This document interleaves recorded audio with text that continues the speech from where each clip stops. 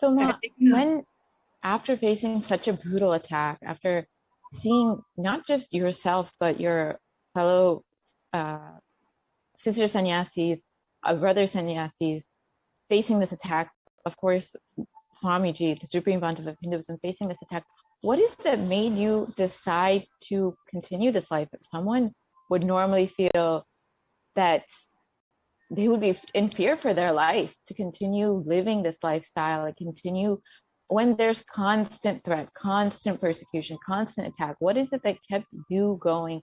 And what is it that gave you the courage to come and speak out today?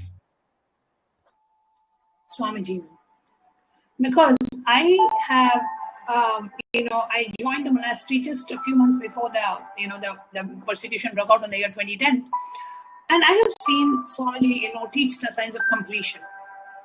But when the whole persecution happened and so much of injustice was being done to Swamiji, so many baseless claims and rumors and whatnot were slapped on the Supreme Pontiff, Swamiji, exactly like everything that he had taught us, we could literally see that in action, right?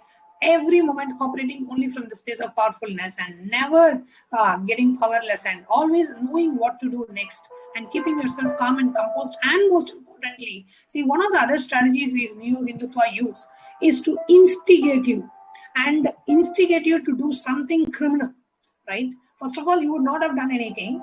They come and they attack. And when you respond in a fit of anger or when you respond impulsively, then immediately they trap you by filing a false complaint of a criminal complaint against you. This is their strategy. So Swamiji knew this very well. And from that time, Swamiji is told only one thing, right?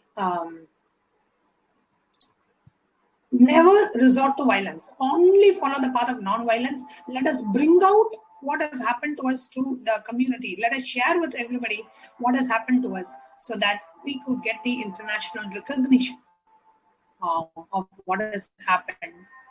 So that's what we did. And it was only Swamiji who was the foundation for us to, he was the only anchor point that we all had. Just seeing Swamiji go through this and his commitment for his disciples and for his mission and for the revival, he had to go through so much of attack and persecution, and we felt like what we are going through is nothing about what the avatar of Parameshwar himself has been subject to go through. So that's what kept us going. That's what gave us the mental strength to just stand up and do what needs to be done.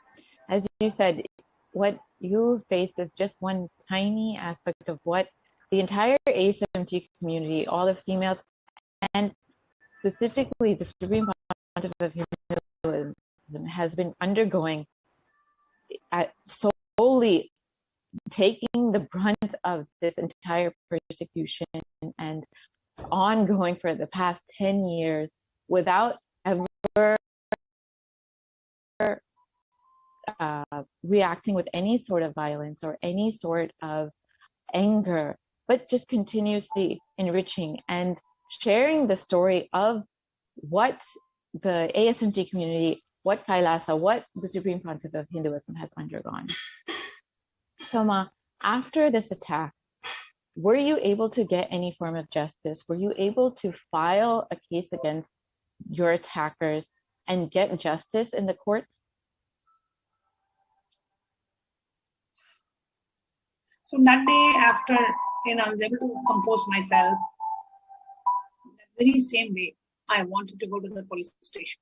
It was pretty late in the night, but I wanted to go to the police station that very same day. I didn't want just one more incident of this happening to me or to the Supreme Pontiff or to any of the universe. So I went to the police. I registered a complaint. This was in the year 2012, and now we are in the year 2021.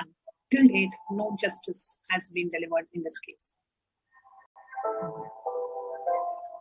So after 9 years you've been waiting, and the only sign of justice is this recognition by the United Nations for the ongoing persecution, but your individual attack, like many others, has still not gotten justice in the courts in India.